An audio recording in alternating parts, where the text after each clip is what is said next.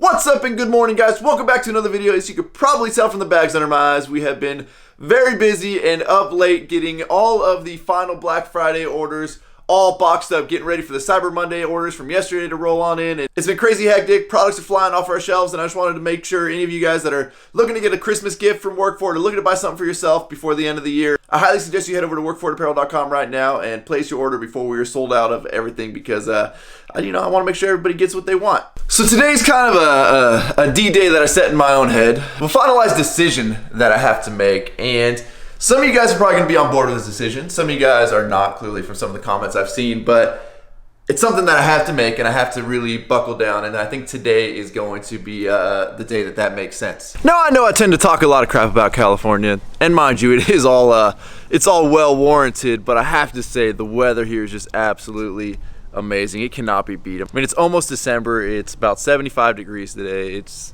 perfect. It is seriously going to be the hardest thing to ever give up about this place. Now, that being said, believe it or not, we did get a little bit of rain the other day, and then obviously it just makes the truck a mess, and it's really not enough rain to be exciting or to really do anything other than just get the dust and dirt on your vehicle moist enough to puddle up and make it look like crap. But since we're on the topic of the old BBB build here, let's talk about some kind of changes that I've made in my mind, I guess I would say, about this thing. Now, you guys may have noticed on the back here, there's this blank space right here with the spike covers for the bolts.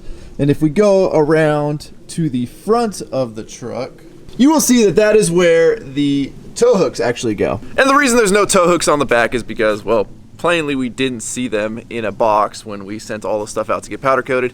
If you guys remember, I was in a big crazy rush last minute with these bumpers prior to SEMA. So literally the crate came off the back of the semi right to the back of my truck. We were picking out random parts last second, not really knowing what goes where to take to the powder coater, and we somehow missed the rear tow hooks here that were in a box somewhere.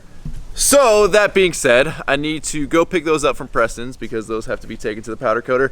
And if you guys remember on the rendering of my truck, and kind of the original concept was that we're going to be tying in a lot of the transparent copper, which is, you know, the wheel color and the lift kit color, into all of the stuff that you see here that is black on the front bumper. And yes, I know, this does not match this. This is made by Flog. This is made by DB Customs. Obviously, two different companies. So it is surprisingly close for being that this was not planned. But that being said, at some point I want to have DB Customs build me a matching grill for down in the bumper here.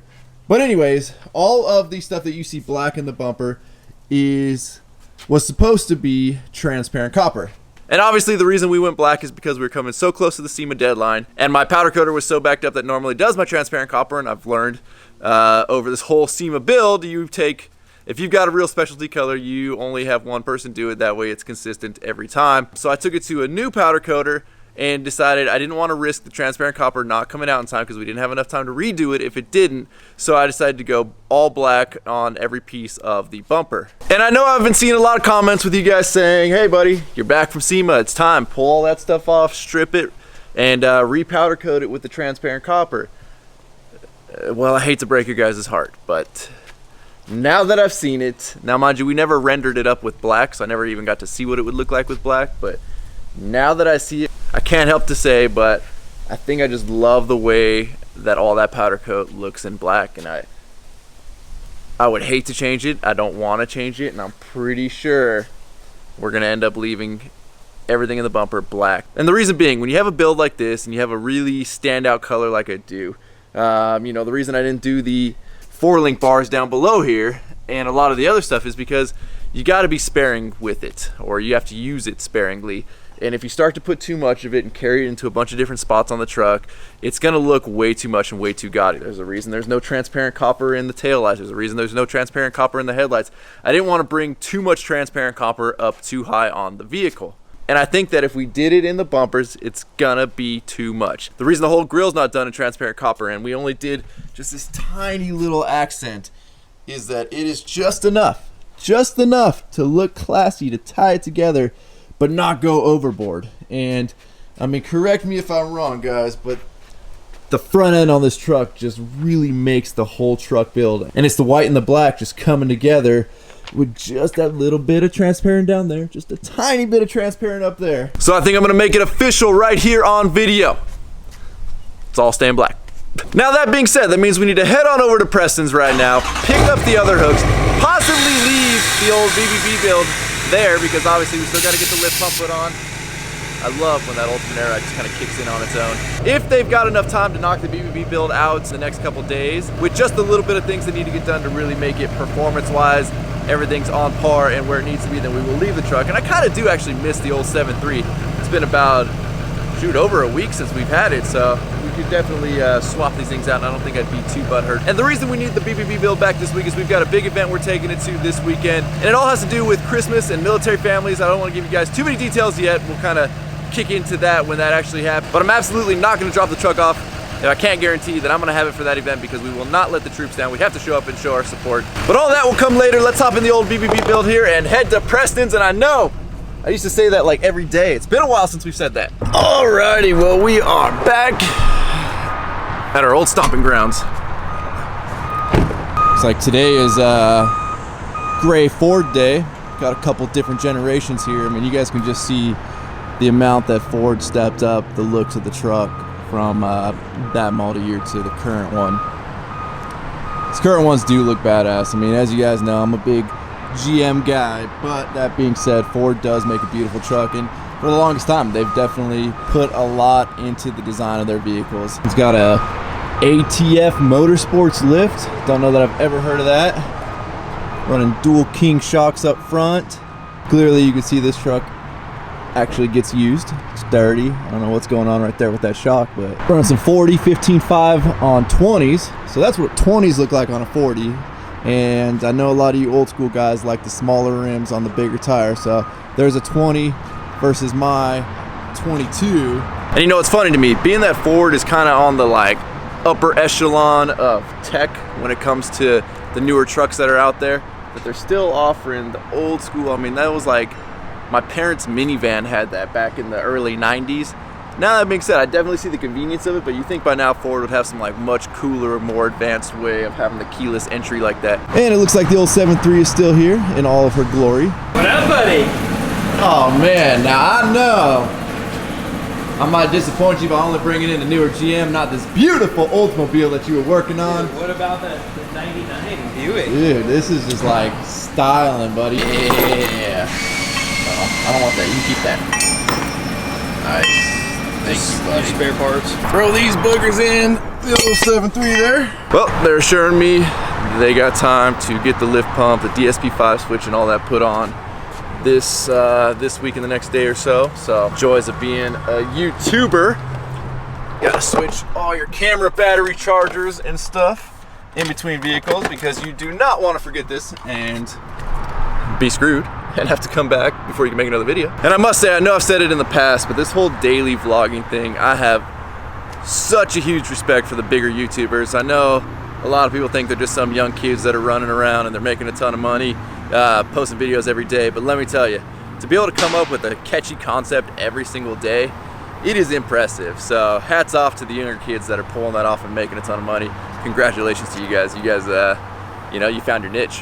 Oh, and before they install it, this is my DSP5 switch, and I don't know if I ever showed you guys this. I know I've showed it on my Instagram, but, you know, most people have your typical DSP5 switch, which if you guys don't know what that is, it allows you to select your tunes on the fly, and it looks like that. Obviously, there's a little cap that goes over top of it, but there are multiple ways that people mount these, and one of which that most people typically do is they will just drill a hole somewhere on the dash and mount the switch. And if you guys know me, you guys know I don't like anything on a truck that doesn't look factory-ish. And if it's gonna be a switch that doesn't look factory, I'd rather it be hidden. So that being said, my good buddy Mark DeCola is also in a similar boat with me when it comes to stuff just looking right. He actually produces these sweet DSP5 switch plates for the 2015 and current GM trucks. And what it actually does is it replaces one of these cigarette lighters here, which the entire assembly with this door pops off, And the reason I'm showing you now is because it's going to be harder to make sense after they install it. So once this entire piece pops off, this piece actually slides right in, and then your DSP-5 switch attaches to that, and you have a very factory looking DSP-5 switch option. And I'm pretty sure if you actually really wanted to, this actually would replace this one in the center console. I do not know for sure, so do not quote me on that. And I think now that I just realized it might fit in the center console, maybe we'll actually end up installing it there. It's kind of in an ideal location. It's out of the way.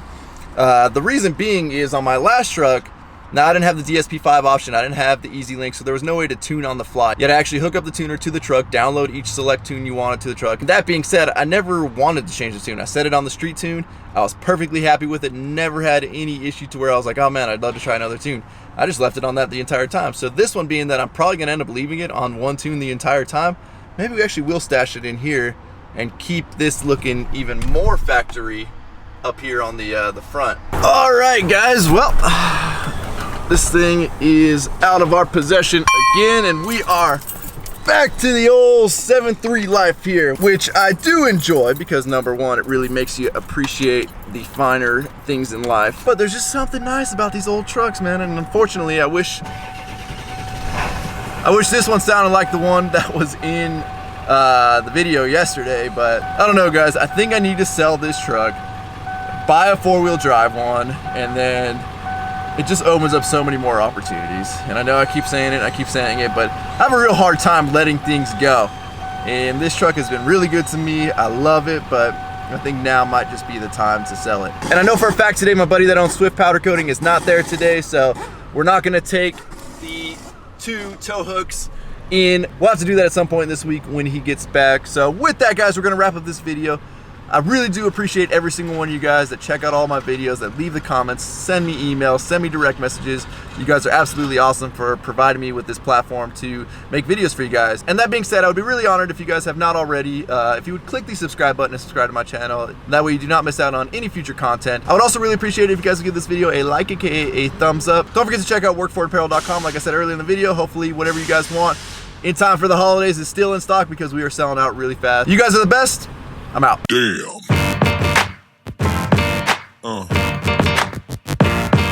Yeah. Yeah.